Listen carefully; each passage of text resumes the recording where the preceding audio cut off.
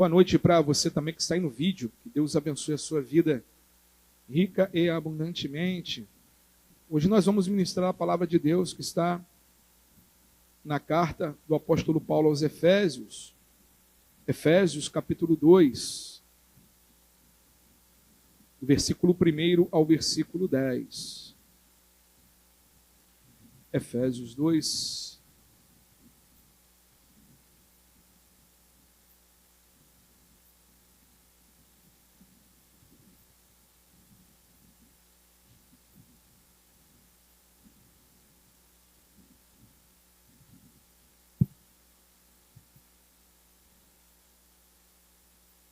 Do versículo 1 ao versículo 10. Diz assim o texto: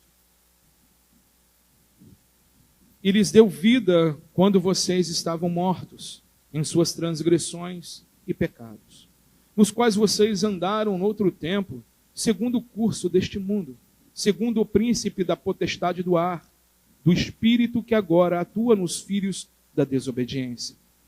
Entre eles também, nós todos andamos no passado, segundo as inclinações da nossa carne, fazendo a vontade da carne e dos pensamentos.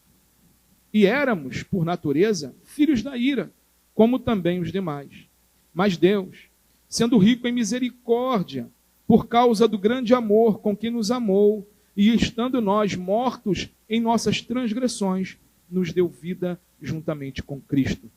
Pela graça, vocês são salvos, e juntamente com Ele nos ressuscitou, e com Ele nos fez assentar nas regiões celestes em Cristo Jesus. Deus fez isso para nos mostrar nos tempos vindouros a suprema riqueza da sua graça, em bondade para conosco em Cristo Jesus. Porque pela graça vocês são salvos, mediante a fé, e isto não vem de vocês.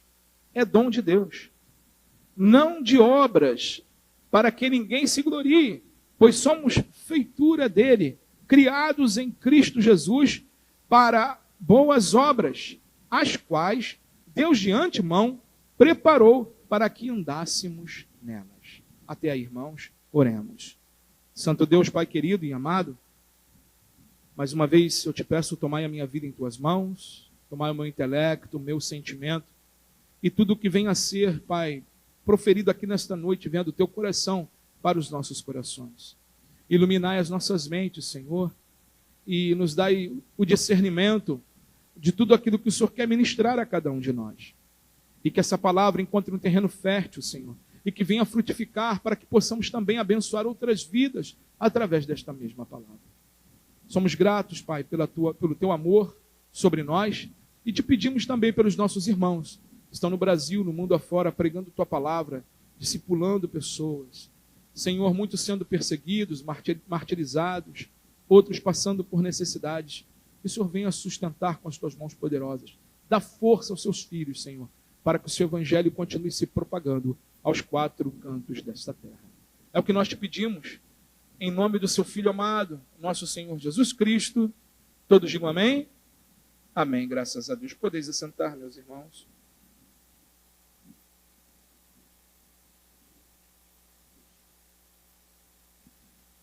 Amados, aqui no versículo 10, nós vemos Paulo dizendo o seguinte, no capítulo 2, versículo 10. Pois somos feitura dele, criados em Cristo Jesus, para boas obras, as quais Deus de antemão preparou para que andássemos nelas. Neste texto que nós lemos, de Efésios, capítulo 2, do versículo 1 ao versículo 10, o apóstolo ele fala sobre a salvação pela graça de Deus, demonstrando que fomos no passado, o que somos no presente e o que seremos no futuro. Notamos que Paulo, ao falar em Cristo, por diversas vezes ele está nos fazendo compreender que ele é a base de todas as bênçãos concedidas aos chamados por Deus. Entendendo isso, vamos notar agora como feituras que somos de Deus em nossas vidas. E eu queria primeiro só trazer aqui, elucidar o que quer dizer a palavra feitura. Ato, modo ou efeito de fazer, de dar a existência ou forma a algo, execução, trabalho ou obra, configuração, feitio ou forma. Isso quer dizer a palavra feitura. E Paulo ele começa aqui mostrando que esta feitura, quando Deus trabalhou em nós, Paulo começa trazendo aqui a memória de como nós éramos. Né?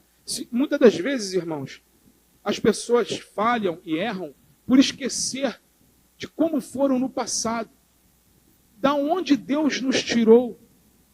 E muitas das vezes nós temos que trazer à nossa memória de como estávamos e como somos. Porque senão nós podemos no caminhar esquecer que de tão grande livramento que Deus deu sobre as nossas vidas. E aí esse valor que nós temos que dar ao Senhor fica bem diminuído. Porque esquecemos do tamanho benefício que foi derramado sobre as nossas vidas. Então, aqui Paulo ele começa a dizer e a falar de um passado hediondo, de como nós estávamos antes e como os efésios estavam antes de conhecer a Cristo. E ele fala aqui no versículo 1 ao versículo 3, ele diz o seguinte, capítulo 2, versículo 1, versículo 3, ele diz assim: e ele lhes deu vida quando vocês estavam mortos em suas transgressões e pecados. Paulo chama a atenção para nós aqui o seguinte, irmãos. Olha, quando nós não merecíamos nada, quando nós não tínhamos um pingo de merecimento, o Senhor, Ele se achegou a nós, Ele despertou os nossos corações. Ele mudou a nossa vida. Ele nos transformou e transportou para o reino dele. Mas nós não éramos merecedores. Mas mesmo assim, Ele nos amou de tal forma a mudar a nossa história, a mudar as nossas vidas. Paulo ele continua dizendo, aqui no versículo 2, nos quais vocês andaram noutro tempo, segundo o curso deste mundo, segundo o príncipe da potestade do ar, do espírito que agora atua nos filhos da desobediência. Olha que interessante o que o apóstolo Paulo nos fala aqui, irmãos. Nos quais vocês andaram noutro tempo, ou seja, não andamos mais. Amém, igreja? E ele continua dizendo aqui, segundo o príncipe da potestade do ar, do espírito que agora atua nos filhos da desobediência. Amados, o apóstolo Paulo diz que a nossa luta não é contra a carne, a nossa luta não é contra o sangue, mas a nossa luta é contra principados e potestades que atuam nas regiões celestes. O inimigo da nossa alma ele tem o poder de influenciar.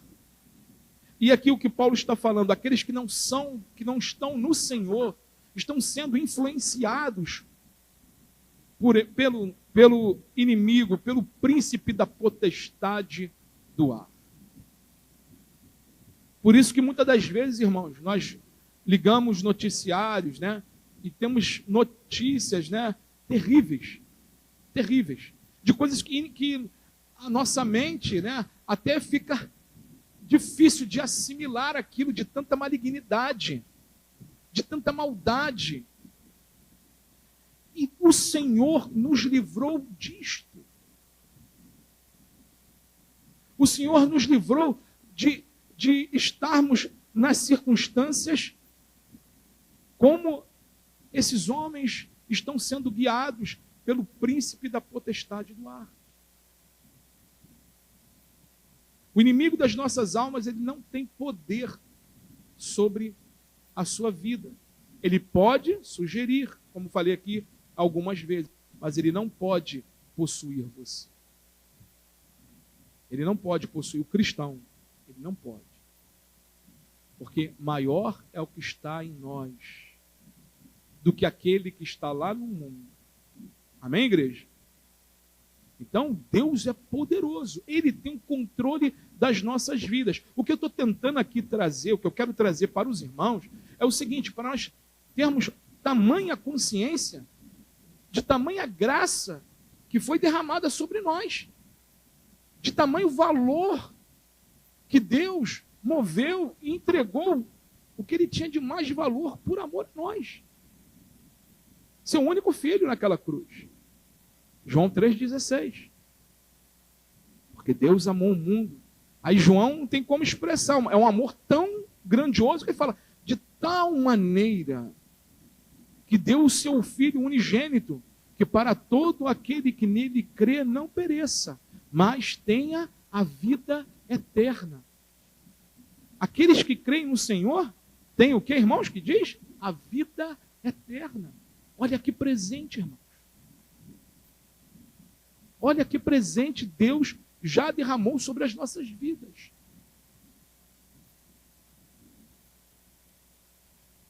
E o apóstolo continua dizendo aqui, e ele fala o seguinte, versículo 3.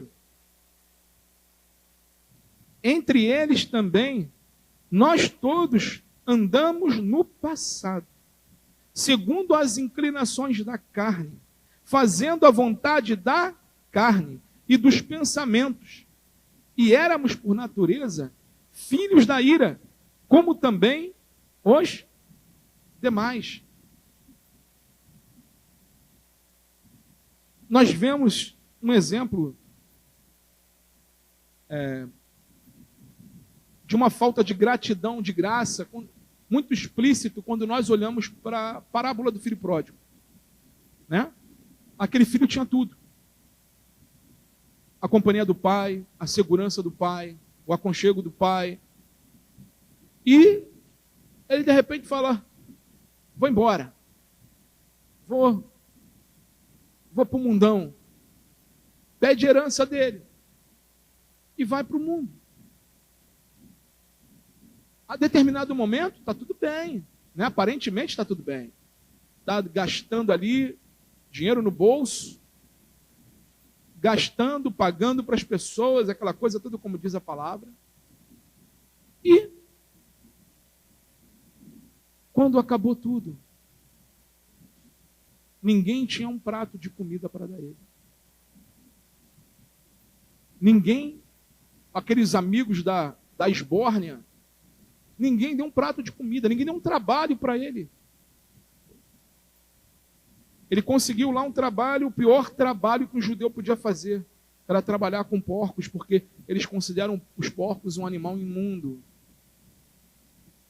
E ali, trabalhando com os porcos, olha o ponto que aquele jovem chegou por falta de gratidão. Viu que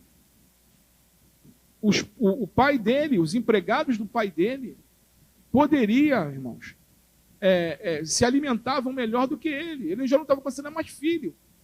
Ele falou, se eu voltar para o meu pai, pelo menos os empregados dele lá comem de uma forma melhor. E ele volta querendo não estar com o pai como filho, mas como empregado, porque ele já não se considerava digno. E esse jovem volta o que, irmãos? Humilde, quebrado, reconhecendo. E ele fala, pai, pequei contra os céus e contra ti. Que diferença daquele outro jovem, do mesmo, né? Que é o mesmo jovem que bateu no peito e falou assim, me dá tudo aqui, me dá minha herança aí que eu vou embora. Que diferença. Não é, irmãos? Olha como é que Deus trabalha, irmãos, nos corações. Como Deus resgata as vidas.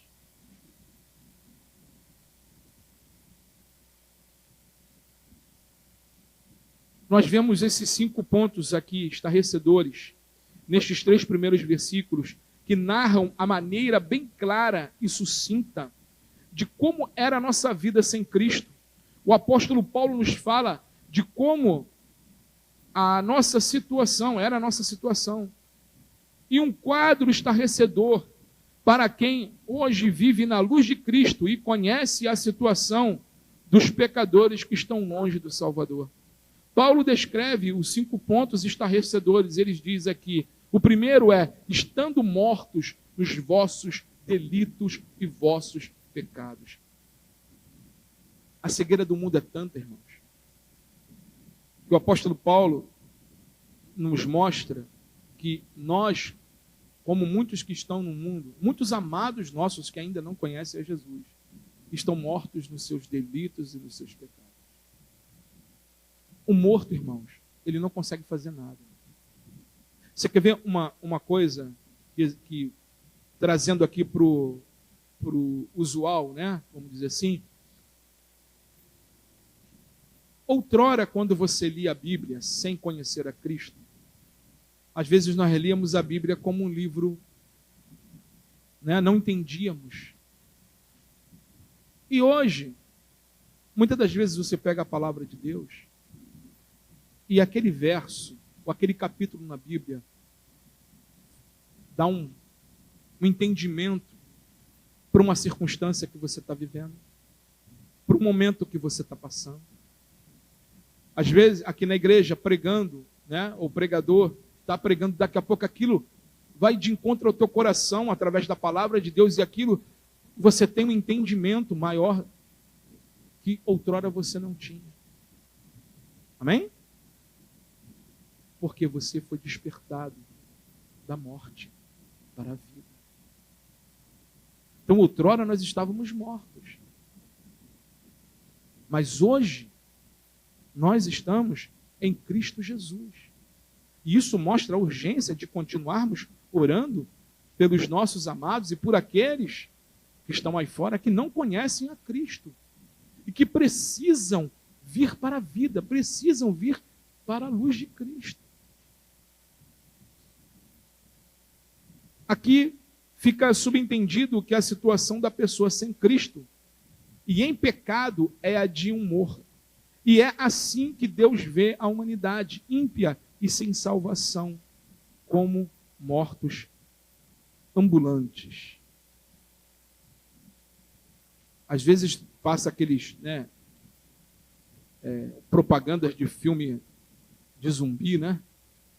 Até um com Will Smith, né? Eu a lenda, né? Eu sou a lenda. E ali você vê um zumbi, não é tá vivo, mas na verdade ele está morto. Né? Ele está andando, aí ele está morto, não tem consciência nenhuma. Né?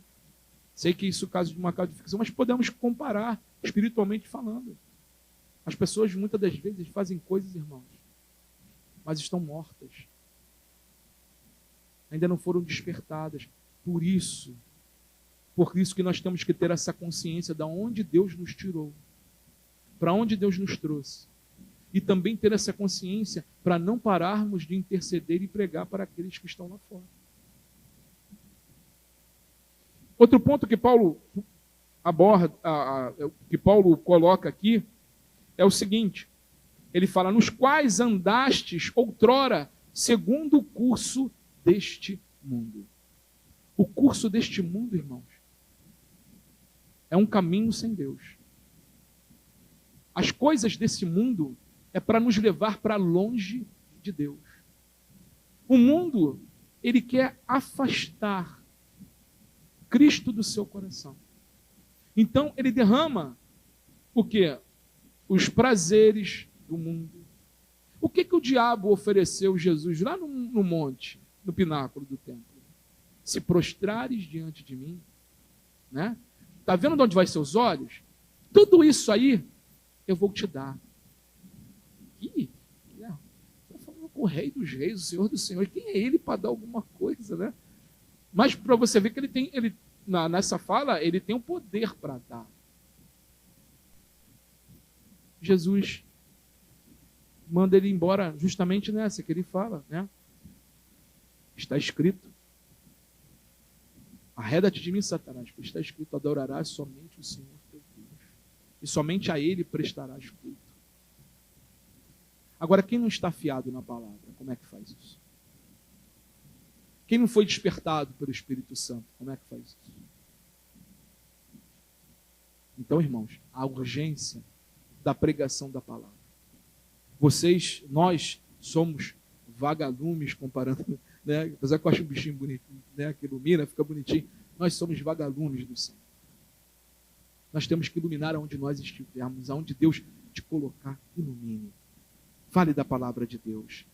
Sabe? Você não anda de acordo com o curso desse mundo. Muito pelo contrário, nós andamos na contramão deste mundo. Nós andamos na contramão deste mundo. Nós não temos que fazer o que esse mundo impõe. Nós não temos que aceitar o que esse mundo aceita. Nós temos que amar. Amar é diferente de aceitar. Amém? Às vezes tem a pessoa, né? Vamos supor, às vezes um filho faz uma malcriação, a gente continua amando ele, mas não aceita a malcriação dele, né? Então, é por aí. Então, temos que, todo momento, ver que Deus nos tirou desse mundo e que Ele quer também tirar. Nós devemos ser usados por Ele, estar nas mãos dEle, para tirar as pessoas desse mundo cruel. Uma vez que a pessoa está sem Cristo, morta em seus delitos e pecados, ela é escrava do mundo. Os conceitos mundanos a dominam, fazem parte do seu estilo de vida. Crente, cristão, anda de forma diferente. Não anda como anda o mundo, né? Nós somos diferentes. Nós temos o selo de Cristo em nós.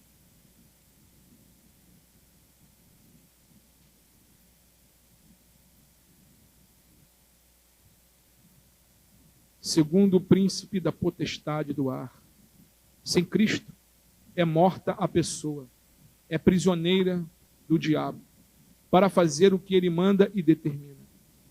Vemos que esse quadro doloroso daqueles, como Jesus libertou. Lembra da passagem do endemoniado de Gadareno? Ele não tinha escolha. Ele estava ali se arranhando. E quando Jesus chega de frente com ele, os demônios logo falam: o que temos contigo? Não é a hora. Não é chegada a nossa hora. Manda-nos ir para os porcos. E Jesus assim o faz. Os porcos se suicidaram. Não queriam os demônios dentro deles. Se jogaram do penhasco abaixo. A manada de porcos. Dentro de um homem havia 6.000 demônios. Que era o número. Por que a gente tira desse número? Quando Jesus fala com aquele demônio, ele fala assim: nós somos legião. E isso é tirado por uma legião romana. Uma legião romana tinha 6.000 homens. 6.000 homens. Outra passagem na Bíblia que diz que quando a casa está vazia, se nós não enchermos com o Espírito Santo, aqueles demônios que foram embora voltarão com mais 7. Com mais 7. Piores do que estavam.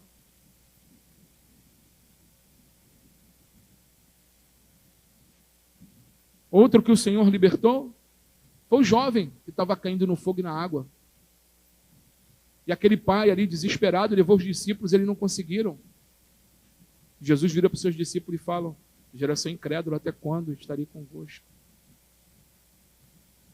Jesus repreende aquele jovem, volta ao normal. Teve um encontro com Cristo. E trabalhou na fé daquele pai. Porque aquele pai falou: Senhor, se tu podes. Jesus vira para ele e fala assim: se eu posso, tudo é possível. Irmãos, creia que Deus pode fazer milagres. Creia que Deus continua libertando, transformando. Seja a pior situação da pessoa que está próximo a você. seja uma situação que você ache que não tem jeito. Para Ele, tudo é possível ao que crê. Creia. Creia. Paulo fala sobre as inclinações da carne, que outrora andávamos, que levam a pessoa a fazer tudo aquilo que ela deseja e acha que isso é bom.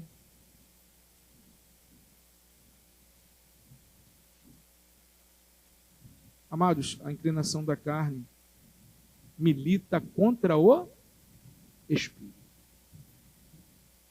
Não que não podemos usufruir, como já falei aqui várias vezes, das coisas que Deus nos deu. Não é isso. Podemos. Mas debaixo da vontade de Deus. Debaixo da vontade de Deus. E ele, no quinto ponto que ele elenca aqui, da vida outrora que vivíamos, nós éramos, por natureza, filhos da ira. Olha de onde Deus nos tirou, irmãos. Nós éramos filhos da ira. Outra passagem diz que nós éramos inimigos de Deus. Deus nos tirou de inimigos para amigos, para mais que amigos, filhos dele em Cristo Jesus. Que presente nós ganhamos, irmãos. Por isso que quando eu orei aqui pelos aniversariantes, né, eu falei, o maior presente eles já receberam, nós já recebemos, que é a vida eterna.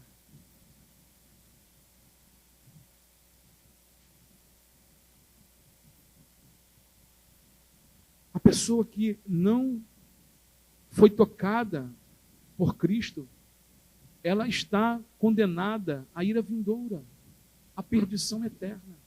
Por isso, irmãos, a urgência das nossas orações. Por isso, a urgência de falarmos para aqueles que não conhecem a Jesus. Porque eu sei, em todos os corações aqui, nós não queremos que os nossos amados, pessoas que conhecemos, vão para um caminho diferente de onde nós estamos indo. Amém? Então, continue orando. Continue clamando, porque Ele pode todas as coisas. E aqui, Paulo também fala sobre o presente que Deus nos deu. E ele fala sobre 4 pontos abençoadores nos versículos 4 e 6 e 8 e 10. Deixa eu só beber um golinho d'água, irmãos. Esses versos descrevem um estado no qual encontram aqueles que foram agraciados pela salvação e creem em Jesus como Senhor e Salvador. Amém, igreja? Agora vem a parte boa, irmãos. É o presente. Paulo, ele destaca aqui 4 pontos abençoadores. Ele inicia aqui no versículo 4, e estas belas palavras que ele fala aqui, ó. Mas Deus, sendo rico em misericórdia, por causa do grande amor com que nos amou. Mas Deus, sendo rico em misericórdia. E assim vemos, irmãos, o tamanho amor de Deus. Nós vemos o grande amor de Deus expressado na cruz do Calvário, onde o nosso mestre disse que ele teria que ser levantado ao madeiro, assim como foi a serpente de Moisés no deserto. E naquela época de Moisés, todos aqueles que olhavam para aquela serpente, porque eles ali por murmuração, por ir contra a palavra de Deus, foram picados por víboras, muitos morreram, e outros estavam ali em agonia, e todos aqueles que olhassem para aquela serpente de bronze que Moisés levantou no deserto, através da ordem de Deus, seriam curados. E Jesus faz essa analogia, falando, assim como foi levantada a serpente, assim também o Filho do Homem será levantado no madeiro. E todo aquele que crer no Filho do Homem será curado da morte eterna. Da morte eterna. Jesus nos agraciou com esse amor tamanho, irmãos, ao ponto de dar a vida dele por nós. Ele é o Criador de todas as coisas. Tudo foi por intermédio dele. E ele nos amou dessa forma tamanha. Um amor tão grande que chega a constranger.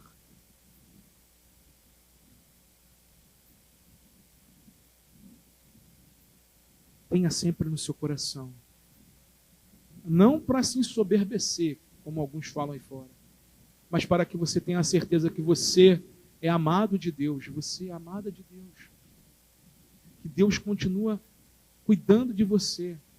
E Ele nos amou ao ponto de enviar o seu Filho para pagar o preço que nós devíamos a Deus Pai,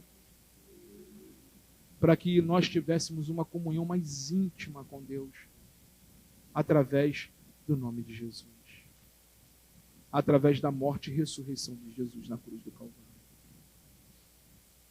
Outro ponto que Paulo destaca aqui do presente, que ele nos deu vida juntamente em Cristo Jesus.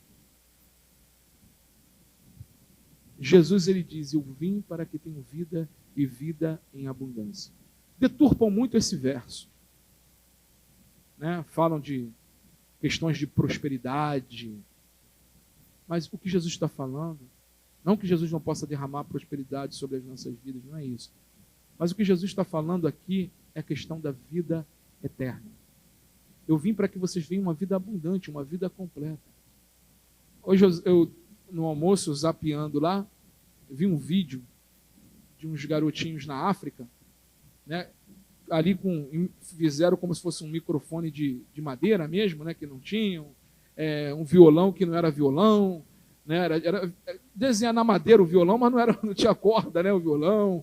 Ali fizeram como se fosse ali uma moça tendo o neném, eles ajudando, e essa música tinha um fundo musical, e eles dançando numa alegria. Irmãos, chão batido o local bem humilde, mas a alegria daquelas crianças era contagiante. Era contagiante.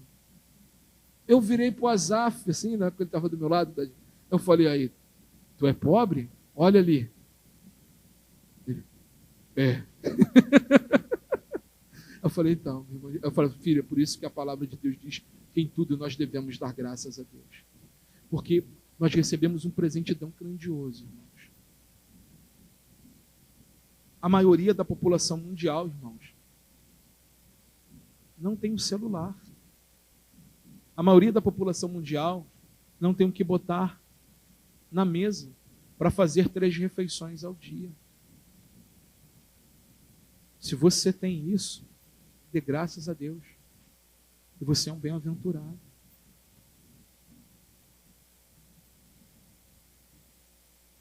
E aquela alegria daquelas crianças era contagiante. Então, irmãos, nós temos que agradecer a Deus. Não importa o que nós estamos passando. E aí entra vida abundante. Não se refere ao que você está passando ou vivendo no momento. Mas é que a sua vida, ela já está plena. Porque Cristo Jesus, o Espírito de Deus, habita em seu coração. Então você tem uma vida abundante. O Espírito desse Deus maravilhoso, que criou todas essas coisas, habita em nós, irmãos. Claro que nós devemos buscar mais de Deus, para vivermos em toda a plenitude desse Espírito. Mas nós já fomos agraciados de uma forma tamanha. Nós temos que fazer como aqueles meninos lá na África, se alegrar, mesmo as circunstâncias adversas. Eu sei que é difícil, mas não é impossível. Não é impossível. Paulo continua dizendo, e ele elenca aqui a terceira, e ele fala, juntamente com ele, nos ressuscitou vida eterna. Lembra que ele fala que nós estávamos mortos nos nossos delitos e nos nossos pecados? Agora ele fala que em Cristo Jesus o Senhor despertou da morte para a vida. Jesus, conversando com o grande doutor da lei, Nicodemos, ele fala para Nicodemos: olha, Nicodemos, é necessário nascer de novo. E Nicodemos, com todo aquele conhecimento, com toda a sabedoria humana, ele falou: mas como, Senhor? Acaso eu vou voltar para o ventre de minha mãe? E Jesus fala para ele: Nicodemos, você sendo mestre em Israel, não sabe do que eu estou falando? É nascer da água e do Espírito. Nós nascemos de novo, irmãos. Nós fomos gerados nele. A nossa vida é dele. É ele que nos conduz. É ele que nos conduz na vida eterna. Nós estamos falando de eternidade. Nós estamos falando de um lugar onde não vai haver dor, não vai haver pranto, não vai haver ranger de dentes, ou seja, nervosismo. Jesus pagou o preço para que nós já estamos vivendo neste mundo a caminho desta eternidade. E o quarto ponto é justamente sobre isso. Não obstante, ele nos fez assentar nos lugares celestiais em Cristo Jesus. Irmãos, isso é uma honra que não se compara a nenhuma honra que qualquer homem pode receber neste mundo. O homem neste mundo, irmãos, para não ser esquecido, o que os homens fazem? Uma estátua, né?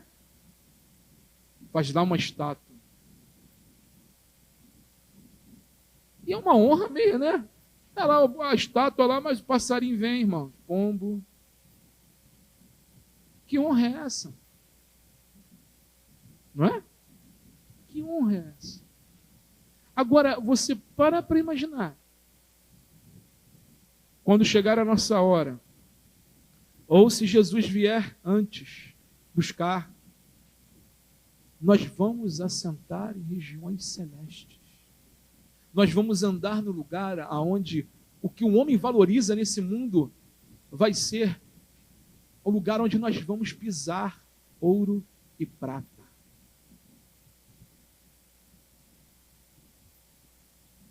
Deus nos deu algo tamanho, irmãos. Deus já nos presenteou de uma forma tamanha.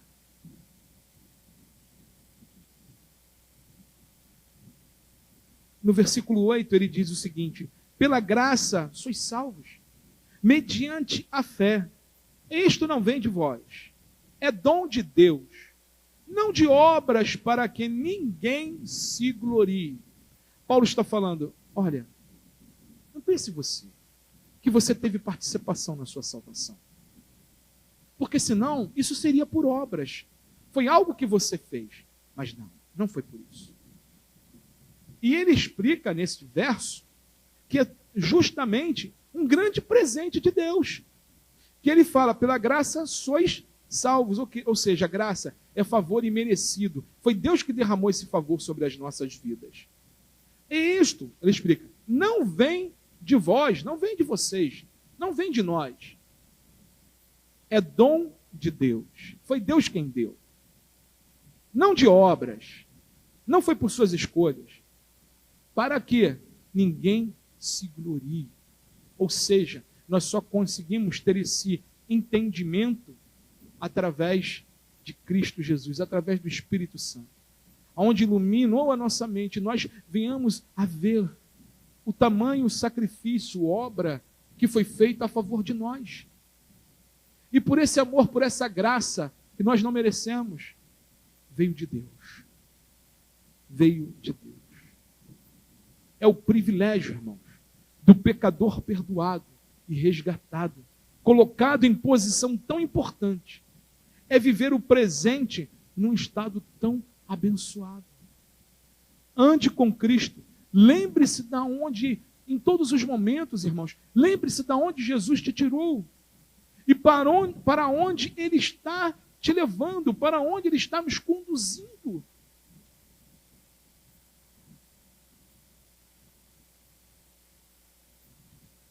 Ele está nos conduzindo, irmãos, para o lugar glorioso.